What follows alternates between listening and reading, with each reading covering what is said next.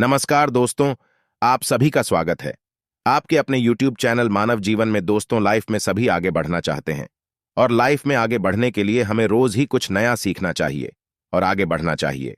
तो चलिए आज की प्रस्तुति शुरू करते हैं। श्री शिवाय नमस्तुभयम। दोस्तों, आप सभी लोग जानते हैं कि 4 जून को है इस ज्येष्ठ महीने की मासिक शिवरात्रि और प्रदोष व्रत।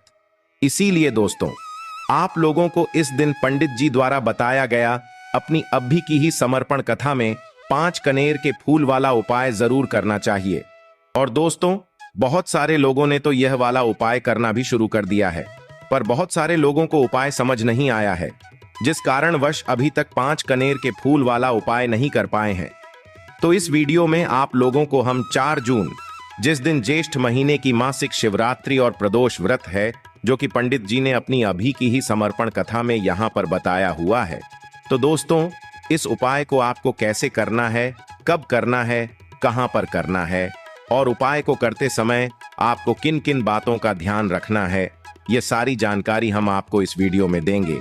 और आप लोग ये बात पहले से जानते हो कि पंडित जी जो भी नया उपाय बताते हैं, उस उपाय को जो भी लोग पहले करते हैं, भाई उन लोगों को इस उपाय को करने का जो फल है वो बहुत ही जल्दी मिलता है और बहुत बड़ा होकर मिलता है।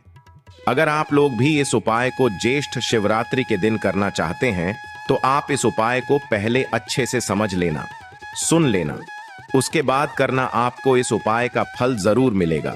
और इस उपाय को करने से आपके घर में चाहे किसी भी प्रकार की दुख और समस्या क्यों ना चल रही हो, आपको उसका कारण भी नहीं पता है कि भाई यह समस्या किस कारण से चल रही है। उसका कुछ भी कारण हो सकता है, जैसे पितृदोष हो सकता है या किसी भी तरह का मंगल दोष भी हो सकता है, और भी बहुत तरह के दोष होते हैं, कुछ भी हो सकता है। पर आपको इस उपाय को करने के लिए अपने दोष को पता लगाने की भी जरूरत नहीं है। ज्येष्ठ शिवरात्रि के दिन इस 5 कनेर के फूल वाले उपाय को आप लोगों को कर लेना है। दोस्तों, अब हम समझते हैं इस वाले उपाय को हमें करना किस समय है। तो सबसे पहली बात दोस्तों, हम समझते हैं कि ये 5 कनेर के फूल वाला उपाय करना किसको है।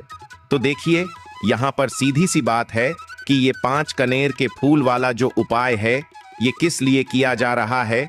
यह मनोकामना को पूर्ण करने के लिए किया जा रहा है, या आपके जीवन में जो दुख और परेशानियां हैं उनको दूर करने के लिए किया जा रहा है, या आपका कोई बड़ा काम है जो कि नहीं हो पा रहा है, आप उसके लिए इस उपाय को कर सकते हो। तो सीधी सी बात यह है कि आप अपनी किसी भी प्रकार की मनोकामना के लिए इस वाले उपाय को कर सकते हो। तो यह उपाय वह व्यक्ति कर सकता है जिस व्यक्ति को अपनी किसी भी प्रकार की मनोकामना भगवान शिव जी से पूर्ण करवानी हो। और अगर कोई भी माताएं बहनें जो है अपने घर की सुख और शांति के लिए, घर में धन समृद्धि को बढ़ाने के लिए वाला उपाय करना चाहती हैं, तो घर की जो बड़ी माताएं बहनें होंगी, वह इस 5 कनेर के फूल वाले उपाय को विशेष रूप से करें, क्योंकि माताएं बहनें घर की लक्ष्मी होती हैं। और जब घर की लक्ष्मी कोई विशेष उपाय करती है, तो उसका फल ही बहुत जल्दी मिल जाता है और बहुत बड़ा होकर मिलता है। अन्यथा इस उपाय को कोई भी व्यक्ति कर सकता है, चाहे वह बड़ा हो, चाहे वो छोटा हो, चाहे वह बच्चा हो। जिस व्यक्ति को ये 5 कनेर के फूल वाला उपाय समझ आ गया, वह व्यक्ति इस 5 कनेर के फूल वाले उपाय को ज्येष्ठ शिवरात्रि के दिन जरूर करें, क्योंकि उसको इस उपाय को फल बहुत ही जल्दी मिल जाएगा। क्योंकि ज्येष्ठ शिवरात्रि के दिन भगवान शिव जी बहुत आसानी से प्रसन्न हो जाते हैं। तो आइए अब हम समझते हैं कि इस 5 कनेर के फूल वाले उपाय को आपको करना कैसे है, और इस उपाय को करने का जो समय है वो क्या है। तो देखिए, इस ज्येष्ठ शिवरात्रि के दिन किए जाने वाले ये 5 कनेर के फूल वाला जो उपाय है, यह मुख्य रूप से सुबह के समय होगा। किस समय होगा? सुबह के समय होगा। आपको कोशिश यही करनी है कि सुबह के समय हम इस 5 कनेर के फूल वाले उपाय को कर लें। पर किसी कारणवश अगर आप सुबह इस उपाय को ना कर पाओ, आपको कहीं काम से जाना हो या किसी और काम की वजह से आप उपाय को ना कर पाओ, तो आपके पास फिर दूसरा मौका रहेगा, जो कि शाम के समय का रहेगा, प्रदोष काल का रहेगा। अब भाई, प्रदोष काल का समय भी एक बहुत ही लोगों के मन में प्रश्न बन जाता है कि भाई यह समय होता कब है, कितने बजे से लेकर कितने बजे के का यह समय होता है, ताकि हमें उपाय के लिए जो है करने का समय पता लग जाए। तो हम आपको बता दें, प्रदोष काल का जो एक समय होता है, शाम का समय वो होता है शाम के 6 बजे से लेकर शाम के 7 बजे के बीच का। इस समय के बीच में आप उपाय को करेंगे तो आपको उस उपाय का जरूर फल मिलेगा। तो शाम के 6 बजे से लेकर शाम के 7 बजे के बीच में आप लोग इस 5 कनेर की फूल वाले उपाय को कर सकते हो। तो भैया बहुत सारे लोग यहाँ पर ये प्रश्न भी जरूर करेंगे कि भाई हम तो नौकरी पे जाते हैं, हम अपनी ड्यूटी पे जाते हैं और आने में हमें देर हो जाती है, तो उस जगह पर हमें क्या करना चाहिए। तो देखिए, उन लोगों को भी टेंशन लेने की जरूरत नहीं है। अगर आप लोग इस उपाय को शाम के समय प्रदोष काल में कर रहे हैं और अगर आप आने में देरी भी हो जाती है, आपको आने में 7 बजे तक आप नहीं पहुंच पाते हो, तो भाई आप 7 या रात 8 बजे तक भी अगर उपाय को करोगे तो भी चल जाएगा। और अगर इससे भी थोड़ा देर हो जाती तो भी आप उपाय को कर सकते हो, क्योंकि ज्येष्ठ शिवरात्रि का दिन है। ये दिन बहुत ही कम आता है पूरे साल भर में, इसलिए जब आपको मौका मिल जाए, जब आप इस उपाय को जरूर कर लेना। कोई भी उपाय हो आप कभी भी कर सकते हो ज्येष्ठ शिवरात्रि के दिन। बस कोशिश करना कि समय के थोड़ा मतलब अंतर्गत ही कर लो, पर किसी कारणवश अगर न कर पाओ तो फिर आप थोड़ा देरी से भी कर सकते हो। आपको उपाय का फल जरूर मिलेगा, क्योंकि भगवान शिव विजन बहुत ज्यादा प्रसन्न होते हैं सभी भक्त गणों से जो उनको प्रसन्न करते हैं। तो अब हम यहाँ पर समझते हैं कि आपको उपाय कैसे करना है। सबसे पहली चीज दोस्तों, ये जो उपाय है ये 5 कनेर के फूल वाला उपाय है। तो सीधी सी बात है, इस उपाय में हमें 5 कनेर के फूल तो लेने ही लेने पड़ेंगे। अब यहाँ पर एक सबसे बड़ी गलती होती है जो कि आप उपाय में करते हो और आपको पता भी नहीं लगता है, जो कि हम आपको बताते हैं। देखिए, जो आप 5 कनेर के फूल लेकर आओगे, सबसे पहले तो कनेर का फूल आप लोगों को पता होगा कि कैसा होता है। हम आपको जब भी बता देते हैं, कनेर के फूल वो होते हैं जो कि पीले कलर के होते हैं, लंबे लंबे से होते हैं। आप लोगों ने देखे भी होंगे, आप लोगों ने जो थंबनेल में फूल देखा हुआ था वही कनेर का फूल होता है। तो आप लोगों को वैसे ही 5 कनेर के फूल लेकर आने हैं। ये कनेर के फूल आप लोगों को बहुत आसानी से मिल जाते हैं, बस आपको इसका पेड़ ढूंढना होता है और बहुत सारे फूल उसमें लगे हुए होते हैं, कुछ भी कमी नहीं होती है। बस दोस्तों, आपको यहाँ पर ध्यान इस बात का रखना है कि अगर यह 5 कनेर के फूल जो है, मतलब कनेर के फूल का पेड़ जो है कहीं बाहर लगा हुआ है, वो किसी के अंडर में नहीं लगा हुआ है, किसी का वो पेड़ नहीं है, तो आप बिना पूछे जो है वह कनेर के फूल तोड़कर ला सकते हो। पर अगर कोई सा कनेर का पेड़ किसी के घर के अंदर लगा हुआ है और आपको वह कनेर के फूल उसके घर के अंदर से चाहिए, तो भाई उससे पहले पूछना कि भाई हम जो है आपके पेड़ में से 5 कनेर के फूल ले लें या कनेर के फूल ले लें। भाई पहले उससे पूछना, क्योंकि ये वाले जो 5 कनेर के फूल आप लोग ले रहे हो, ये उपाय के लिए ले रहे हो। और भगवान शिव जी को उपाय जब हम करते हैं तो भाई पूर्ण रूप से जो है हम पूरे विधि विधान से करते हैं। तो इसलिए अगर आप किसी के घर में के अंदर जो पेड़ लगा हुआ है कनेर का, उस पेड़ से अगर ये फूल ले रहे हो, तो भाई पहले उस घर के मुखिया से पूछ लेना कि हम आपके पेड़ से कनेर के फूल ले लें। अगर वो हाँ कह देता है तो भाई उसके बाद आप उसके पेड़ से 5 कनेर के फूल ले लेना। अगर कोई कनेर का पेड़ जो है ऐसे ही बाहर लगा हुआ है, खुले में लगा हुआ है, उस पर किसी का भी कब्जा नहीं है, तो वो आप जो है बिना पूछे भी उस पेड़ में से तोड़ सकते हो। पर किसी के घर के अंदर लगा हुआ है तो वह उससे सकर ही 5 कनेर के फूल उसके पेड़ में से लेना। अब आपके पास 5 कनेर के फूल भी आ चुके हैं। अब दोस्तों, कनेर के फूल के साथ में क्या हमें सीधा उपाय करना है या कुछ सामग्री भी लेकर जाना है? तो देखो, कोई भी उपाय जब हम करते हैं तो सीधा हम उपाय जाकर नहीं करते हैं, उससे पहले हम भगवान शिव जी की पूजन अर्चना भी करते हैं। तो देखो, अगर यह उपाय आप सुबह के समय कर रहे हो, प्रातः काल कर रहे हो, तो आप लोगों को अपने साथ में कम से कम 1 लोटा जल तो जरूर लेकर जाना ही जाना है। ज्येष्ठ शिवरात्रि का दिन रहेगा, वैसे ही माताएं बहनें अपनी पूजन सामग्री लेकर जाएंगी, तो उन लोगों के लिए कोई दिक्कत नहीं है जो प्रतिदिन शिव जी के मंदिर जाते हैं या ज्येष्ठ शिवरात्रि के दिन अपनी पूरी पूजन सामग्री लेकर जाएंगे। भाई वो वैसे के वैसे ही लेकर जाएं, यह बात उनके लिए है जो कुछ भी लेकर नहीं जाएंगे। भाई वो बस 1 लोटा जल तो जरूर लेकर जाएं। अगर वह इस उपाय को 5 कनेर के फूल वाले उपाय को कर रहे हैं, उसी के बाद में दोस्तों शाम के समय की बात करें तो भाई शाम के समय अगर आप लोग इस 5 कनेर के फूल वाले उपाय को कर रहे हो, तो अपने साथ में एक गोल बाती का घी का दीपक जरूर लेकर जाना। जो घी का दीपक लोगे वो आटे का होना चाहिए। आटे का होने के साथ में उसके अंदर गोल बाती रखा आएगी। वो गोल बाती आप अपने हाथों से बनाओगे तो ज्यादा बेहतर होगा। साथ ही में उस दीपक के अंदर जो मतलब चीज डलेगी वो डालेगी शुद्ध देसी गाय का घी। उसके अंदर शुद्ध देसी गाय का घी ही डालना, ना भैंस का डालना, ना मिलावटी बाजार का घी डालना। इस बात का भी आप लोग ध्यान रखना। अगर आपको उपाय का पूर्ण फल चाहिए तो भाई करना क्या है, देखो सुबह अगर उपाय कर रहे हो ना, तो अगर 12 बजे तक भी उपाय करोगे तो भी कोई दिक्कत वाली बात नहीं है, कर सकते हो। ज्येष्ठ शिवरात्रि का दिन बार बार नहीं आता है।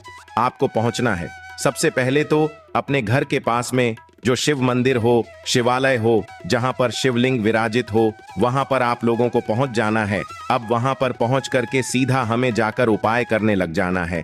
नहीं, आपको पहले अपना शिव जी के मंदिर के अंदर प्रवेश करना है, भगवान शिव जी के दर्शन करना है। पहले आपको अपनी अपनी पूजन अर्चना करनी है। जैसे कि एक लोटा जल जो लेकर गए हैं भाई, वो एक लोटा जल चढ़ा दें। इसके अलावा जो भी पूजन सामग्री है आपकी, फूल, धतूरा, गुलाल, अबीर, गुलाल, जो भी चीजें हैं, चंदन वगैरह, उन सारी चीजों से आप पूजन अर्चना कर सकते हो। पर जो उपाय के 5 कनेर के फूल हैं वो आप अलग ही रखना, वो उपाय के समय ही हमें निकालने हैं। तो पहले आप अपनी पूजन अर्चना कर लेना। जैसे आप मंगलवार के दिन करते हो, मंगलवार के अष्टम के दिन करते हो, वैसे आप अपनी पूजन अर्चना कर लेना। इसी तरीके से शाम के समय है, शाम के समय जब आप अपने घर के पास में जो शिव मंदिर हो वहां पर पहुंचोगा, तो पहुंचने के बाद आप पहले अपना वह घी का दीपक जलाना।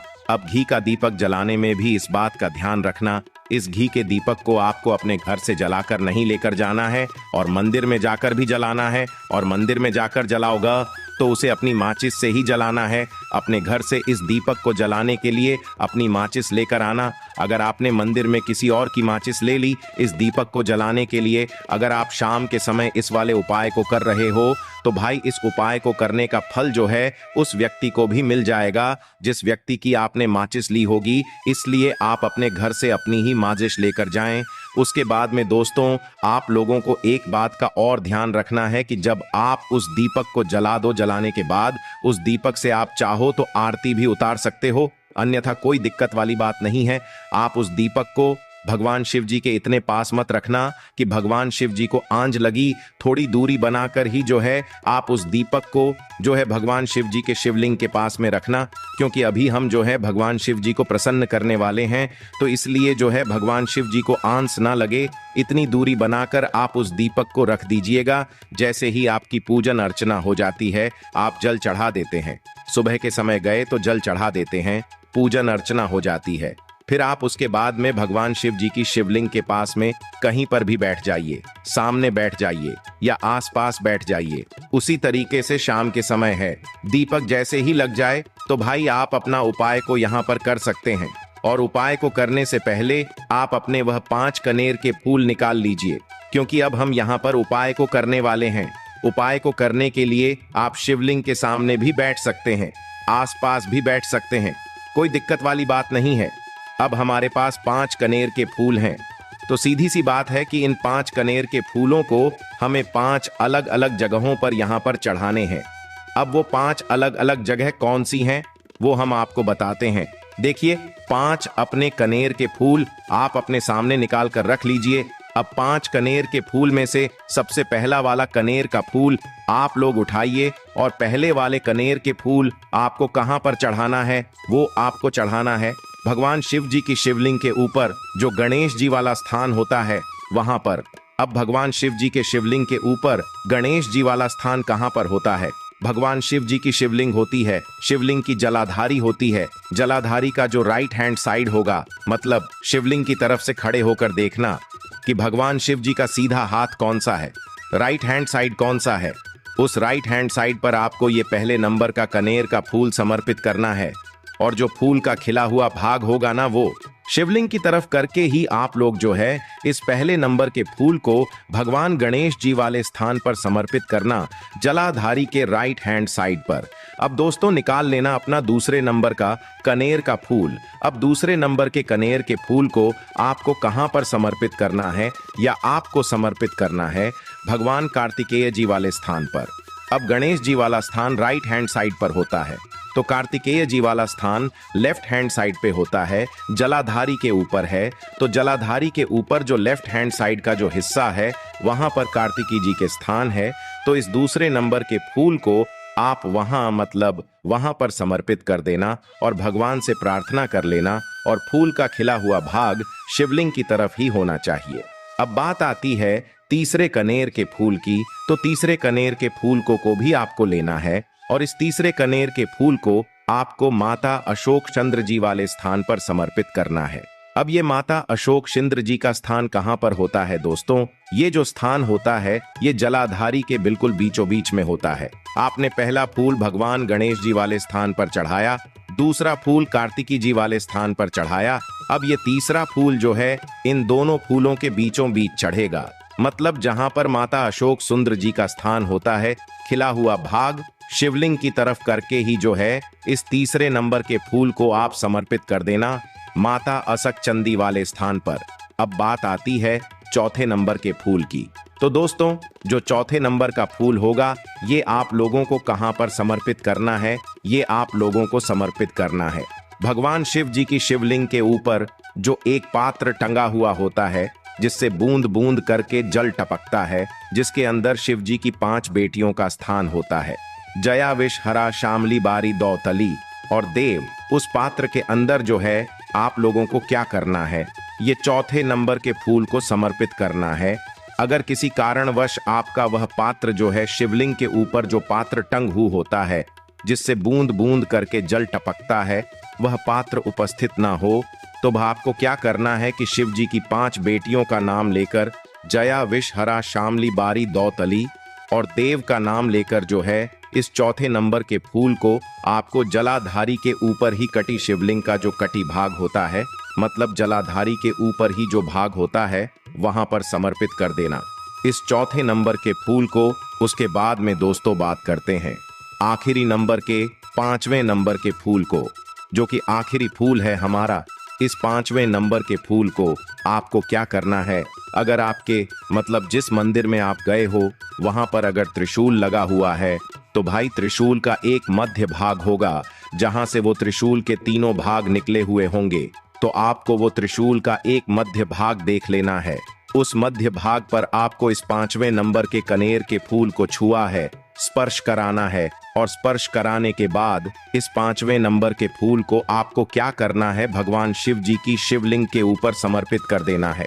अब दोस्तों अगर वह जो है त्रिशूल ना भी हो आपके मंदिर में उपस्थित, तो आप सीधा सीधा ये जो 5वें नंबर का कनेर का फूल है या भगवान शिव जी की शिवलिंग के ऊपर समर्पित कर देना। बस ध्यान इस बात का रखना कि जो खिला हुआ भाग है फूल का वो सामने की तरफ होना चाहिए, जलाधारी की तरफ होना चाहिए, और डंडी का जो भाग है वो शिवलिंग के पीछे की तरफ होना चाहिए फूल की। तो इस बात का आप लोगों को ध्यान रखना है। जैसे ही आप लोग को ये 5 फूल समर्पित कर देते हैं, वहीं पर भगवान शिव जी के शिवलिंग के पास में बैठकर जो है हाथ जोड़कर विनती कर कर अपनी वह मनोकामना बोलना, जिस मनोकामना के लिए आप लोग यह वाला उपाय कर रहे हो। अपनी वह दुख और समस्या बोलना जिसके लिए आप लोग अपना ये वाला उपाय कर रहे हो। अपनी किसी भी एक मनोकामना के लिए ये वाला उपाय करना। 2-3 मनोकामना एक साथ मत बोलना, कोई भी एक मनोकामना बोल देना। अपने 5वें नंबर के फूल को चढ़ाने के बाद और चढ़ा दो तो भाई 2 मिनट भगवान शिव जी के नाम का जाप कर लेना। उसके साथ में दोस्तों आपका ये उपाय यहाँ पर पूर्ण हो जाता है और आप अब भगवान शिव जी के दर्शन करके उनको धोख देकर अपने घर पर वापस जा सकते हो। इसी के साथ में दोस्तों इस उपाय को करने से आपको बहुत ही बड़ा फल मिलेगा। आपकी मनोकामना बहुत ही जल्दी पूर्ण होगी और आपको इस उपाय को करने का फल भी बहुत ही बड़ा होकर मिलेगा। आज के लिए बस इतना ही इस वीडियो में दी गई जानकारी। अगर आपको अच्छी लगी हो तो प्लीज हमारे चैनल मानव जीवन को सब्सक्राइब करें, लाइक करें और हमारे वीडियो में अंत तक बने रहने के लिए धन्यवाद।